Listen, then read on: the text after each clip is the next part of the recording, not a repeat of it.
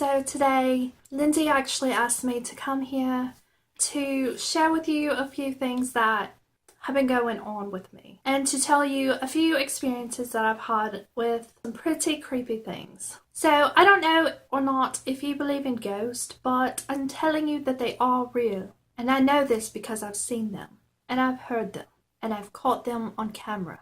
This is not a joke. So like I said, Lindsay asked me to come on here and share with you a few things that I've experienced. So I'm just going to go ahead and jump into it. So I've really been racking my brain to try to figure out which story I wanted to tell you first. And I think that the first one that I want to tell you is from a time when I was around 16 years old. Now, me and my friends had heard of this haunted house in the town that we lived in, and I really want to paint a good picture for you, so let me show you a house that kind of looked similar to the haunted house. So like I said, we had heard several stories of scary things happening in this house, so being the very curious people that we are, we had to go check it out. And so we drove to this house, and it was so dark outside, like you could hardly see anything in front of your face. And you pull up and it's completely just the scariest house I've ever seen in my life. Like you would see in a horror movie. It was just terrifying. So, of course, like this scary house, we're already scared half to death just pulling up to it, knowing the stories that have been told about things that have happened here. So, let me give you a little backstory about the house and why they say that it's haunted. So, the story is that there was a family moving into this house, and they actually built it from scratch, but during the construction process, the mother and child were there, and they were just looking over the progress of the house and everything like that. And the little boy, he was around 4 or 5 years old. Anyway, he decided to run up the stairs, and this house, it had not been built until there were the wood planks, I don't know what they're called, that the walls go on, but the walls weren't there. It was just the wooden planks, okay? So he was running up the stairs, and there were no railings or anything, and he got to the 3rd floor, okay? And the 3rd floor is pretty high up, okay? And so he ran up to the 3rd floor, and I guess he was playing or something and not paying attention, but he fell off, and he fell to his death, okay? It's so sad.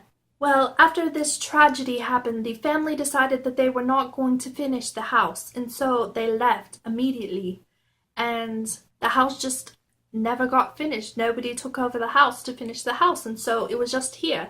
And so obviously, the story as it is told is that the little boy that passed away is the one haunting the house. So back to the story. We pull up to this house, and we're very scared and nervous, but we decide to go in anyway. So we go in this house, and like the walls were still open and you could see everything. Like there were no walls. And over here to our left, we saw stairs leading up to the higher floors. And so we're just looking around and checking things out and seeing what's going on. And obviously there had been people there that had like tagged the walls, as they say, like they wrote the graffiti on the wall, and just terrible things, like very absurd words. So we're looking around this house, and we decide to go up. Well, we go to the 2nd floor, and nothing's going on, it's not creepy or anything like that. It's just that empty house. Like, so we're like, okay, there must not be anything really here because nothing's happening to us. So we decide to go up to the 3rd floor, and this is where things get really creepy, okay? We go up to the 3rd floor, and as we are walking up, like every hair on my body just starts standing up because I know that this is supposedly the part of the house that is extremely haunted. And literally, look at my arm. Look at my arm and how hairy it is. So I tell you the truth, okay? This is no lie. We are walking up to the 3rd floor, and all of a sudden, we hear a little child singing, "Jesus loves me." I'm very serious.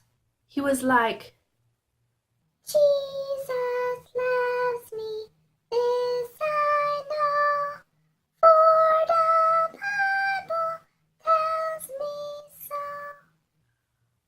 I swear to God, we take off running down these stairs faster than anybody could run. And honestly, I'm surprised that none of us died as we were running so fast down these stairs and there's no bars to hold us up. So we're like jumping 3 and 4 stairs at a time because we're terrified.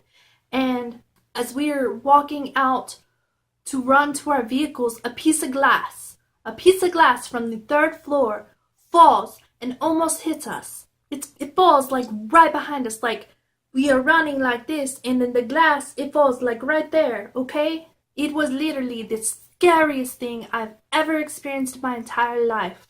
Later on, we decided to go back to the house, okay? But I believe that the Jesus, he was watching out for us that night because we were going to this house and we were going to look around again, right?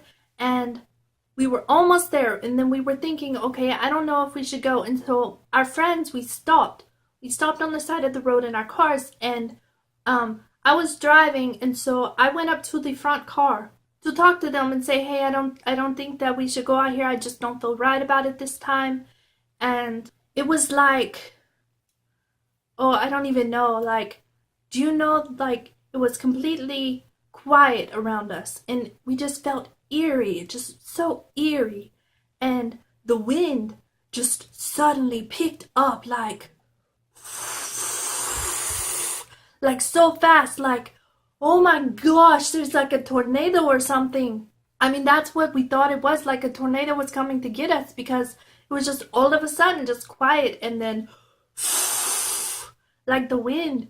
And so we're like, oh my God, let's go, like right now, chop chop. And so I ran back to my car and we pull out and we are driving back to the city where we lived. And then like it starts pouring down rain, and like limbs and trees and stuff are falling in the road, and it's so scary. And I'm almost 100% that there was like a tornado up in the sky and it was gonna kill us or something.